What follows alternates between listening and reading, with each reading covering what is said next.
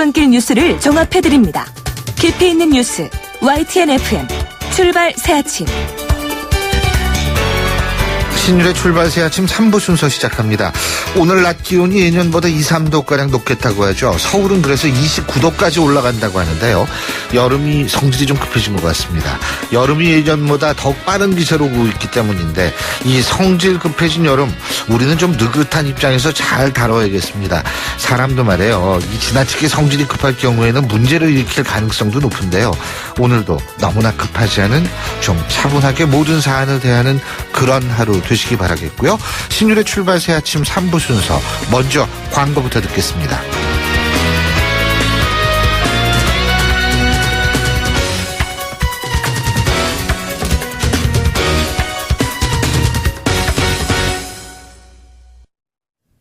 YTN 라디오 신율의 출발 새 아침. 지난 12일에 발생한 연세대학교 사제 폭탄 사건이요. 이거 계속해서 이슈가 되고 있는데요. 어젯밤 늦게 경찰에 구속영장을 신청했고요. 범행 동기에 관한 새로운 사실도 나오고 있습니다. 지금까지 나온 사건 경위 그리고 폭탄 제조는 대체 어떻게 한 것인지, 이런 일이 반복되지 않으려면 어떤 후속 조치가 필요할지 관련해서 한국테러학회 회장이시죠. 호원대학교 법경찰학부의 이만종 교수와 함께 자세하게 생각해 보겠습니다. 이 교수님 안녕하십니까? 네, 안녕하세요. 아니, 이거 지금 해외에서 교수님도 말 들으셨죠? 보도. 워싱턴 DC에서도 테러가 나지 않았습니까? 예. 네네. 그리고 우리나라에서도 이제 폭발물 사건이 일어난 건데 어떤 생각하셨어요? 섬찟했습니다. 우리 사회도 역시 이제 갈수록 이제 극심한 그런 많은 갈등 요소들이 있지 않습니까? 그래서 예. 자칫하면 그 여러 가지 문제로 절망의 그런 그 벼랑에 몰리고 있는 우리 젊은이들이 그런 그 젊은이들의 상태가 이제 불안해서 좌절로 또 이제는 이제 분노로 향해 가고 있는 것은 아닌가 하는 그런 우려도 했고요.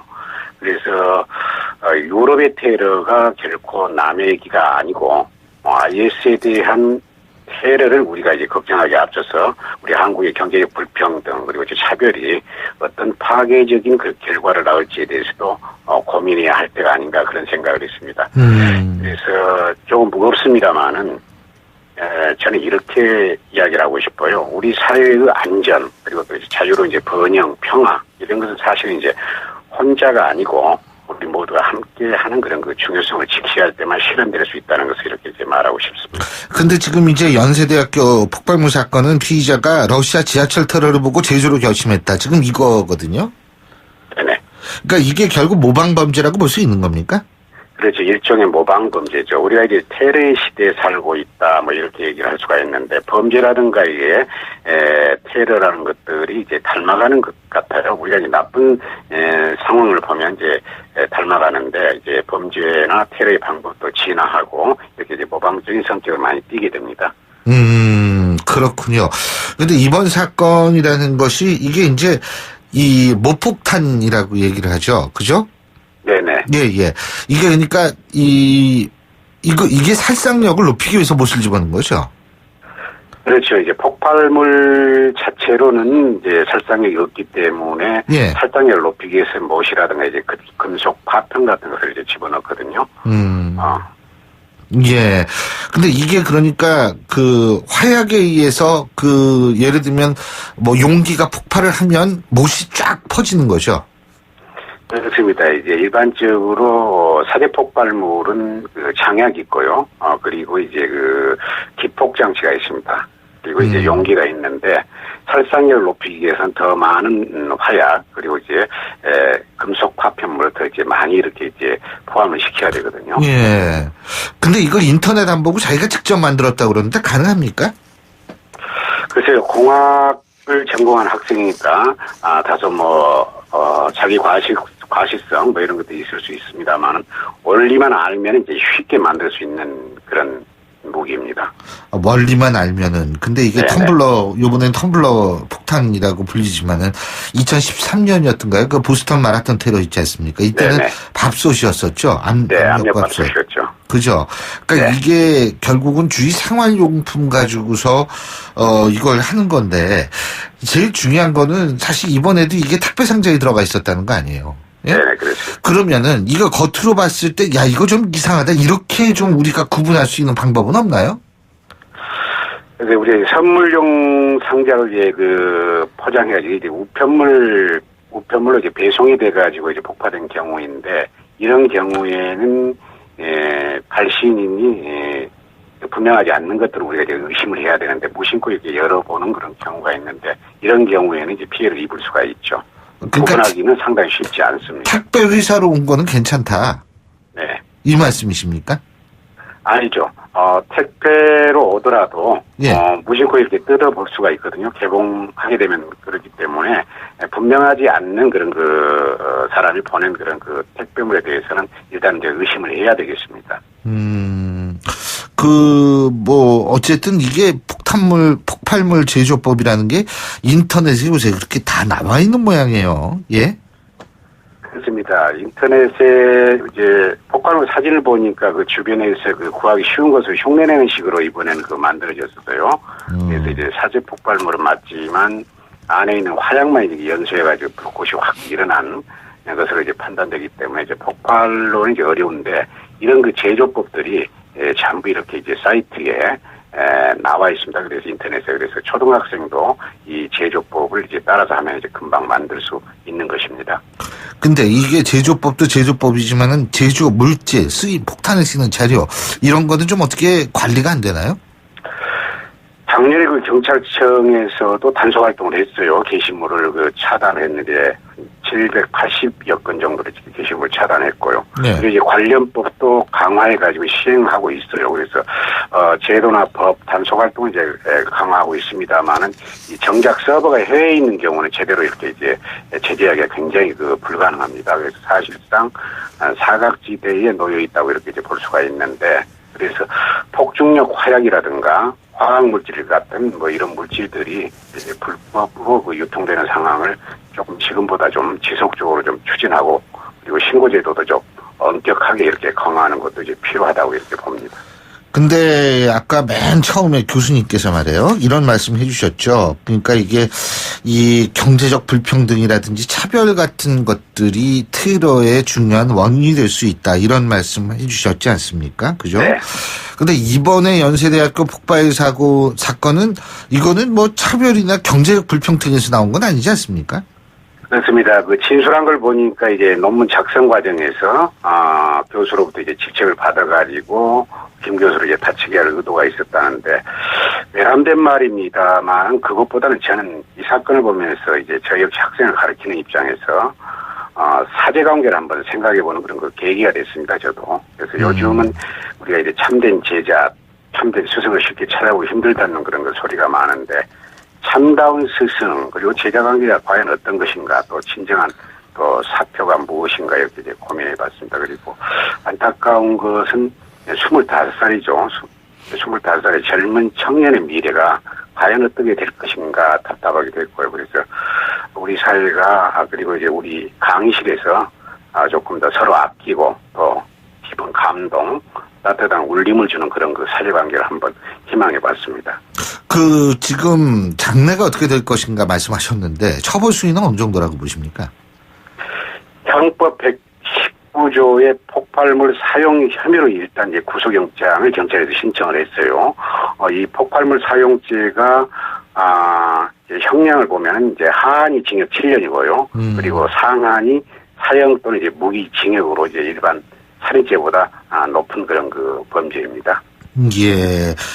이게 그러니까 일반 살인이나 이런 것보다도 이 폭발물 사용죄라는 게 이게 굉장히 무서운 죄군요. 그죠? 그렇습니다. 폭발물을 사용하면 가중이 되죠. 예. 우리나라에서도 이 죄로 처벌받은 사례가 있나요?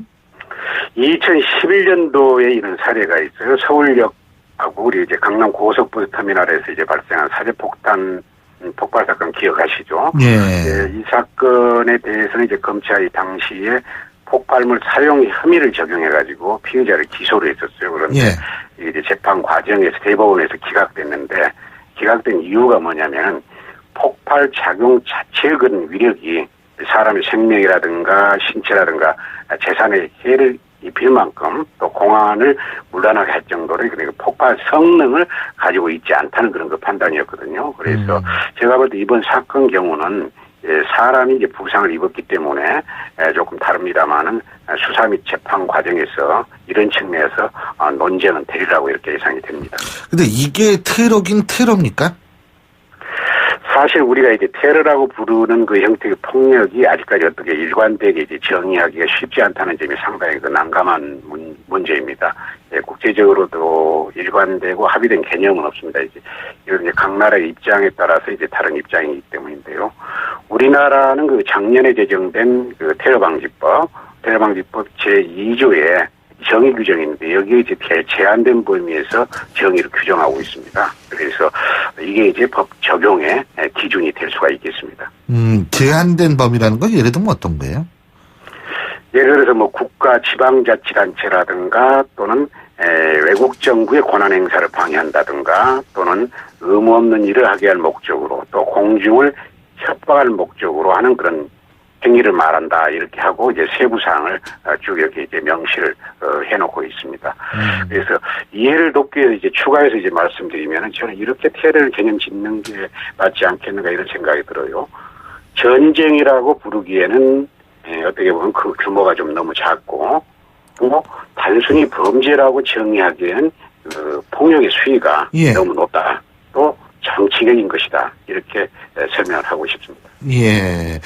근데 이게 지금 그 교수님께서 아까 이제 테러의 원인은 경제적 불평등이나 차별이다 이런 말씀해 주셨는데 이게 경제적 불평등을 사회 구조에서 이걸 고치려면 시간이 한참 걸리잖아요. 그죠? 그렇죠. 쉽지 않은 문제. 쉽지 않은 문제예요. 이 차별도 말입니다. 이게 갖가진 차별이 다 있거든요. 어떤 사회든. 그렇기 때문에 그러한 원인을 근본적으로 해결하기는 힘들겠습니다만 테러를 좀 예방을 하려면 어떻게 해야 돼요? 예, 법과 제도적인 측면 뭐 이런 것을 이제 정치를 하고 그런 것도 뭐 중요합니다만 가장 중요한 것은 그 위기관리 시스템이 이제 정부라든가 국가에 우리가 이제 던져놓고 이제 거기에서 이제 정부나 국가가 중심으로 해서 이제 하는데요. 저는 개인이 또 시민 각자가 좀 조심해야 된다. 그래서 이제 내재적 위기관리 시스템이라고 하거든요. 그래서 우리가 이제 총력 안보라는 그런 이야기도 하는데 우리 주변에 또 우리 스스로 시민 각자가 조금 더 경각심을 갖는 게 방법이 아닌가 이렇게 생각을 한번 해봅니다. 예, 잘 알겠습니다. 오늘 말씀 잘 들었습니다. 고맙습니다. 네, 감사합니다. 예, 지금까지 한국테러학교 회장이시죠. 호원대학교 법경찰학부의 이만종 교수였고요. 신율의 출발새 아침 3부 순서 여기서 줄입니다. 잠시 뒤 4부에서 뵙겠습니다. 날카로운 분석, 내일을 보는 시선, 신율의 출발새 아침. 신율의 출발새 아침 4부 순서 먼저 광고부터 듣겠습니다. 예, 목요일 아침입니다. 8시 30분 33초 지나고 있는데요. 지금 교통 상황 알아보겠습니다. 박호영 캐스터. 네, 신율의 출발새 아침 교통정보입니다. 기온이 올라가듯이 도로 위에 차들도 더 늘어나고 있는데요. 곳곳으로 차들이 늘어나서 돌발 상황도 많이 발생합니다. 먼저 서울 외곽순환고속도로 송출 가는 길, 장수나들목에서 송내나들목 가는 길 중간 지점 1차로에 승용차 3대가 부딪혔습니다. 아직 사고 처리가 되지 않고 있기 때문에 뒤로 오는 차량들이 심하게 밀리고 있습니다.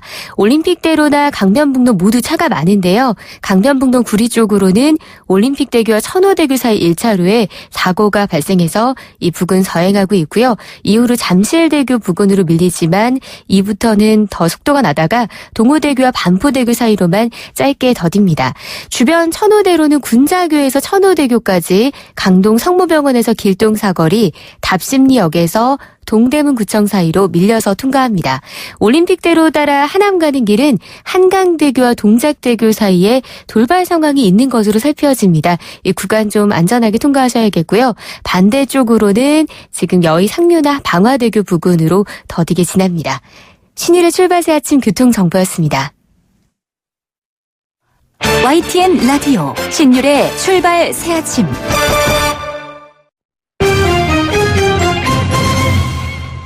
예, 경제뉴스 알아보겠습니다. 한국경제신문의 정인설 기자 스튜디오에 직접 나와 계십니다. 어서 오십시오. 안녕하세요. 제가 오늘 방송 오프닝에서 말씀을 드렸는데 미국이 예상대로 기준금리를 올렸네요. 예. 예상대로 가고 있다는 거는 이제 불확실성이라는 건 아닌데 미국은 333 하겠다라고 했습니다. 저희 예. 양치질 말고 333? 예, 예. 뭐 하루에 3분 예. 뭐 3번 이게 아니고 앞으로 3년간 매년 3번씩 3%까지 올리겠다는 거거든요. 그 시간표대로 지금 가고 있어요. 올해 3월에 올리고 지금 3개월 만에 다시 0.25%포인트 올린 거거든요. 지금 이제 1에서 1.25. 미국은 이렇게 범위를 두고 기준금리를 정하죠. 왜냐하면 12개 연방은행이 있기 때문에 너무 땅덩어리가 넓어서 우리처럼 하나의 일원화된 기준금리를 적용을 못합니다. 우리 네. 경상도 전라도 다 기준금리 똑같이 적용해야 되는데 거기는 네. 뭐 필라델피아, 댈러스 다 다르다는 거거든요. 근데 이제 금리의 상한선이 이제 드디어 한국과 미국이 같아졌습니다. 예. 이제 하반기에 한 번 더 올릴 거거든요. 미국은. 그러면 역전 현상이라는 맞습니다. 이게 역대 3번째 있는 일인데 네. 그 전에 2번은 다 위기 때 있었어요. 외환위기 때 있었고 글로벌 금융위기 때 있었는데 지금은 한국이든 미국이든 위기는 아니잖아요. 상당히 어떤 독특한 상황인 거고요.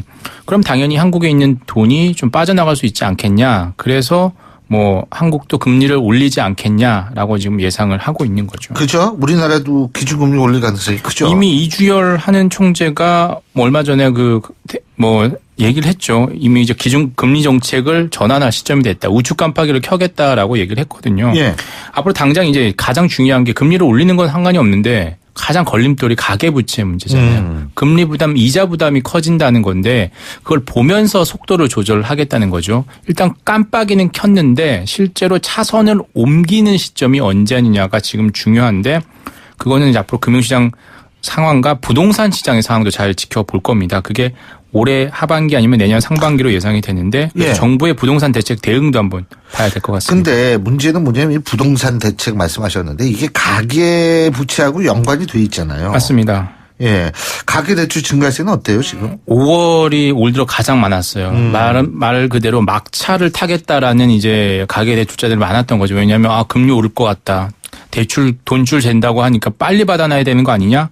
그래서 5월 중에만 전달보다 10조 원이 증가했습니다. 1월에 3조, 2월에 6, 7조, 3월에 5조 늘다가 4월에 7조 늘다가 5월에 10조로 확 는 거예요. 막차가 5월이라는 거고 6월은 어떠냐?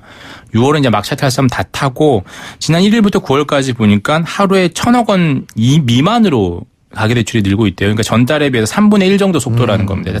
대출을 받을 사람 다 받았다는 거고 그러면 이제 가계대출은 이제 좀 약간 한숨 돌렸다 이렇게 볼 것 같은데 이제 정부가 부동산 시장을 진정시키기 위해서 다소 진정시키려고 하니까 대출의 증가세는 5월로 거의 어떤 끝이 나고 6월부터는 약간 소강 상태가 아니냐 이렇게 보이는 거죠. 지금 부동산 종합 대책 말씀하셨는데 어떤 종목에 발표가 될 거라고 보세요? 이른바 핀셋 규제라고들 많이 합니다. 그 주택담보 인정비율 일단 대출은 줄일 겁니다. 분명히 돈줄은 잴 텐데 LTV DTI를 그동안 완화했던 걸 좀 강화하는 방향으로 갈 텐데 전국적으로 그러지 않고 지역별로 선별적으로 투기 조짐이 보이는 서울 강남 4구라든지 부산 세종시 이미 합동 단속을 나간 곳이 있잖아요. 그런 주변으로 갈 것 같고 다들 투기 과열 지구를 새로 지정하겠느냐 이 부분은 아닐 거다 이렇게 설명을 하고 이렇게 예상을 하고 있는데 진짜 빠르면 김현미 오늘 국토교통부 장관 후보자가 청문회 있잖아요. 청문회가 어제처럼 더 팔이 안으로 굽는다고 그냥 좋은 분위기에서 끝난다면 빠르면 이번 주말에도 부동산 대책이 나올 수 있고 현재로서는 다음 주 초 정도로 부동산 종합대책이 나오지 않겠냐 지금 예상을 하고 있습니다. 예.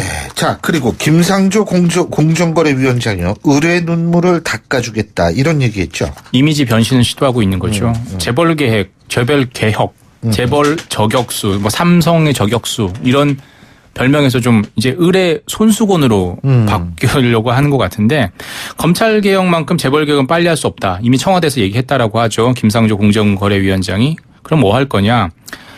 경정법상의 역할과 의뢰 눈물을 닦으라는 사회적 욕구를 조화시키겠다. 그러니까 앞으로 중소기업, 소상인, 프랜차이즈, 가맹점주 이런 사람들의 약간 약자들의 권리를 권익을 보호하는 데 적극 나서겠다라고 얘기를 했고요. 어제 취임식에서 이렇게 얘기했고 앞으로 징벌적 손해배상제도 뭐 집단소송제 이런 게 좀 더 추진력. 그래서 본인이 국회에 가서 열심히 일하겠다라고 해서 국회의원들 학생들한테 얘기하듯이 얘기했는데 앞으로는 얘기 잘 듣고 얘기 잘하겠다 이렇게 얘기하는 것으로 봐서 이제 공직자 됐으니까 맞습니다. 이제 변신을 하겠다는 예. 거입니다. 예. 예. 근데 김상조 위원장이 그 공정거래위원회 퇴직자들하고는 연락을 자제하라 이런 얘기를 한 모양이에요. 이런 전관 예우 간행에 제동을 걸겠다라는 건데 이미 2012년부터 작년 6월까지 공정위 4급 이상 퇴직자 20명 중에 17명이 로펌이나 대기업을 취업했다라고요. 이런 사람들 결국 공정위원회 후배들을 대상으로 뭐 지락펴락한다 이런 비판이 있었던 거죠. 그래서 김상조 위원장이 업무 시간 외에는 공정위 퇴직자나 로펌 변호사들 이해관계자와 접촉을 최대한 자제하고 만약에 만날 거면 기록을 남기라는 거죠. 예. 그래서 어쩔 수 없다는 거고 본인의 역할이 어공이죠. 어쩌다 공무원 된 내가 할 수 있는 건 늘 공무원인 여러분들이 할 수 있는 거는 판단이 일관될 수 있게 이런 방패막이 울타리가 되겠다라는 건데요. 앞으로 정말 뭐 이렇게 될지 한번 지켜볼 필요가 있을 것 같습니다. 자, 그리고 말이에요. 기존 실손보험 상품보다 싸다고 그래가지고 착한 실손보험이다 이렇게 불렸던 상품이 잘 안 팔린다고 그러네요. 맞습니다. 지난 4월에 네? 이제 금융당국과 보험사가 야심차게 내놨었죠. 그동안 이 실손 보험료를 높였던 요인들이 많이 쓰는 특약들이 있었잖아요. 그 특약을 분리해서 보통 최대 35%까지 싸게 파는 상품을 내놨는데 지금 봤더니 뭐 신규 가입자가 지난 4월에 11만 명 정도 됐고 256건 실제 실손보험에서 기존 실손보험 갈아탄 가입자는 더 적어서 256건밖에 없었다는 거서 전체 가입자의 10,000명 중에 1명 정도 되나요? 0.001% 정도밖에 전환 리모델링을 안 했다라는 거죠. 왜 그런 거예요? 일단 옮겨도 크게 이익을 못 본다 이렇게 보는 것 같고 몇백 원, 몇천 원 아낀다밖에 안 되는 것 같고요. 예. 만약에 옮기면 혜택이 줄은 거 아니냐 이런 불안감이 있는 거고 신규 가입자는 이미 가입할 사람 다 가입했잖아요. 지금 그렇죠. 실손보험 같으면. 그래서 가입자가 예상보다 적었다 이렇게 볼 수 있을 것 같습니다. 예, 잘 알겠습니다. 오늘 말씀 잘 들었습니다. 고맙습니다. 감사합니다. 예, 지금까지 한국경제신문의 정윤설 기자였습니다.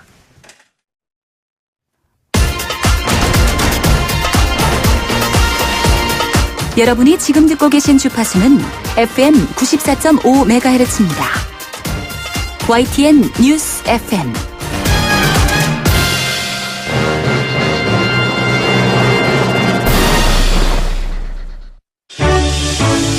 역사의 시선으로 뉴스를 읽어봅니다. 히스토리 뉴스.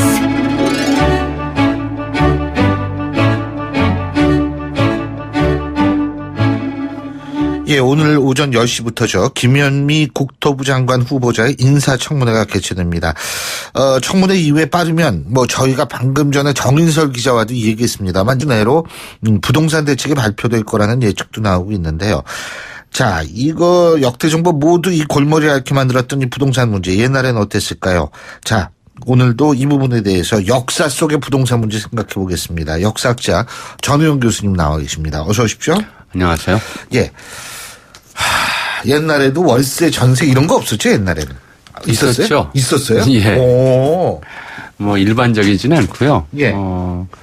이제 조선왕조가 서울에 새 도읍을 개창하면서 그때까지는 좀 이렇게 큰 도시가 아니었던 곳인데 남경이라고 이제 고려시대 지정은 돼 있었지만 예. 여기에 신도시를 만들고 대대적으로 이제 고려의 관리들을 이주시키지 않습니까? 이주시킬 때 이제 다들 청취자분들 아실 거예요. 땅을 벼슬에 따라서 나눠줘요. 등급을 나눠서 집을 짓고 살게 하는 거죠. 그러니까 최초로 이제 서울에 그렇게 주택지가 생기는 거죠. 이건 이제 그 이후 우리 역사에서 아주 독특한 현상을 낳았는데요. 전 세계적으로 전세가 한국만큼 일반적인 곳은 거의 없잖아요. 그런데 독특한 현상을 낳았는데 이제 거기서 출발이 됩니다. 첫 번째로는 집의 소유권은 인정하는데 자기가 지은 거니까 땅은 나라에서 나눠준 거라서 대지의 소유권은 인정하지 않았습니다. 이게 이제 일종의 사회주의적 방식이네요. 그렇죠. 1907년까지 1907년 토지가옥 증명 규칙이 제정될 때까지 서울의 집들은 대지의 소유권이 인정되지 않는 집들이었습니다. 이게 첫 번째 특징이고. 예. 그러니까 근데 집은 한 번 짓고 그걸로 끝나는 게 아니고 또 낡음을 헐고 다시 고쳐야죠. 지어야 되니까 예. 고치거나 새로 지어야 되니까 예. 집의 소유권은 계속 이제 유지가 됐던 것이고요. 두 번째로는 이게 이제 행정도시, 수도로 만들어지면서 관리들의 거처가 된 건데요. 관리들의 도시가 된 건데 이 관리들은 평생 직장이 아니었습니다. 지금처럼 이제 공무원하고 좀 달라서. 늘공이 아니다 이거군요. 그렇죠.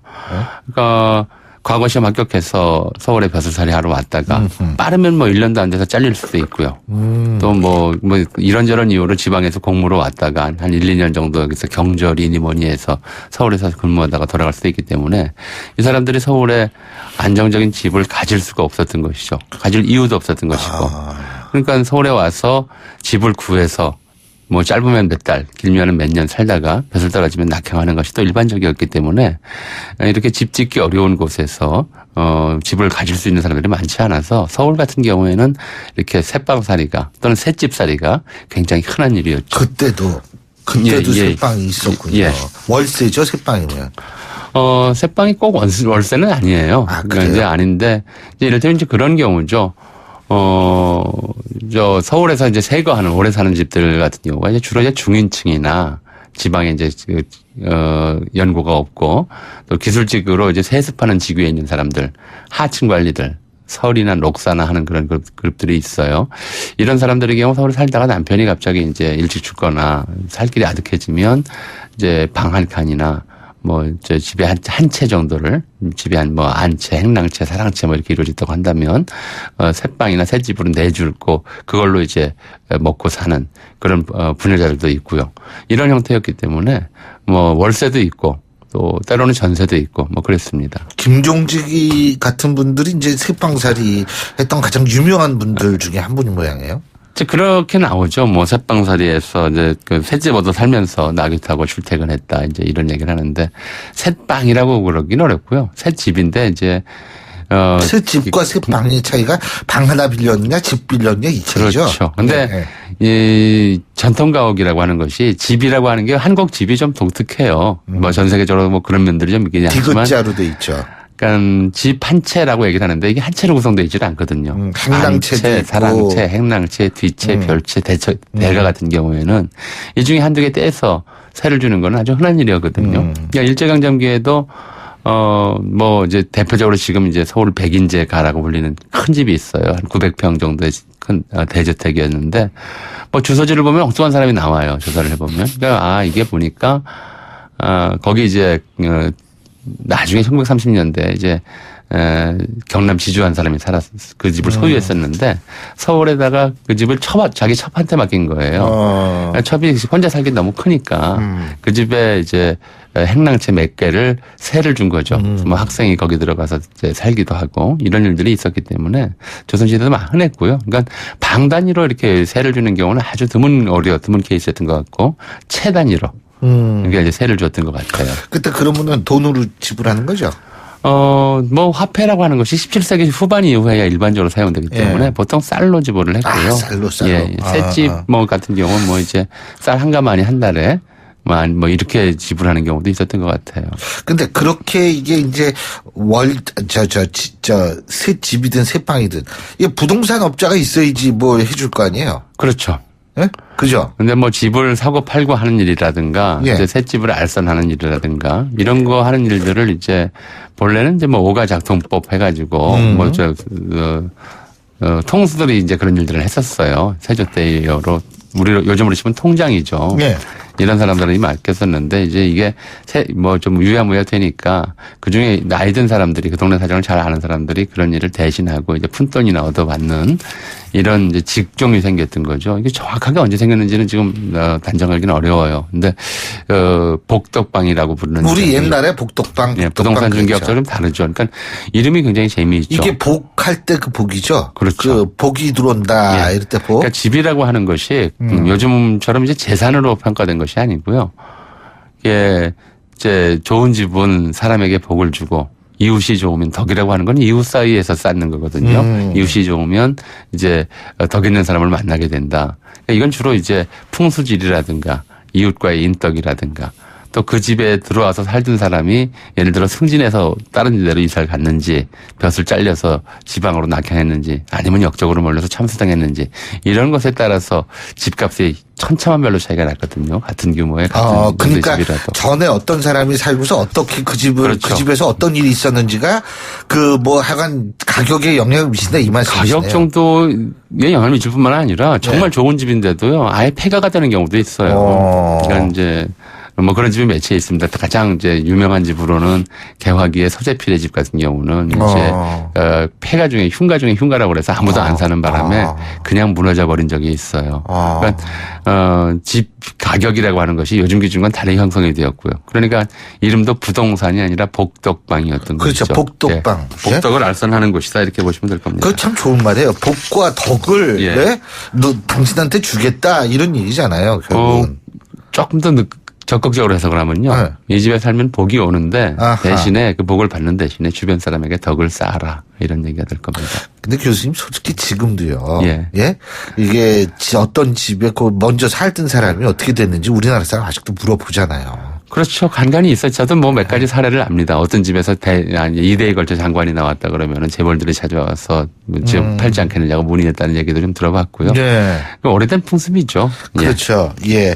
근데 이게 지금 집값이 사대문 안과 사대문 바깥이 그게 사실 엄청나게 차이가 났을 것 같거든요. 당연하죠. 그죠? 그거 당연하죠. 이게 우리가 지금 생각하고는 전혀 달라요. 사대문이라고 하는 것이 밤이 되면 문을 닫고 새벽에 문을 열거든요. 그러니까 사대문 밖에 살면 문 닫혀 있는 동안 도성 안에 못 들어와요.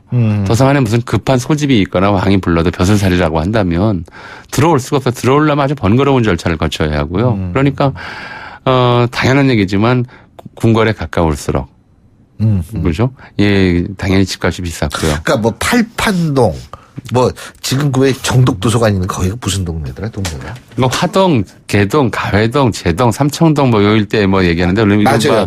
북촌이라고 부르는 곳이 창덕궁과 경복궁 사이 창덕궁 가까운 곳에 있는 곳이 요즘으로 치면 이제 가장 힘 있는 사람들이 살던 그런 동네였었고요. 거기서 내려와서 청계천 넘어서 남산 밑으로 가면은 이제 벼슬을 해도 별 볼 일 없는 사람이거나. 남산 밑도 사대문 아니죠, 아니긴. 그렇죠. 예. 별 볼 일 없거나 벼슬살이 못하는 양반들이나 이런 사람들이 살았던 것이고요. 그러니까 그게 이제 이때도 쉽게 얘기하면은 이 가격, 집값이라든지 세가 차이가 났다는 말씀이신데. 집값 때문만은 아니에요.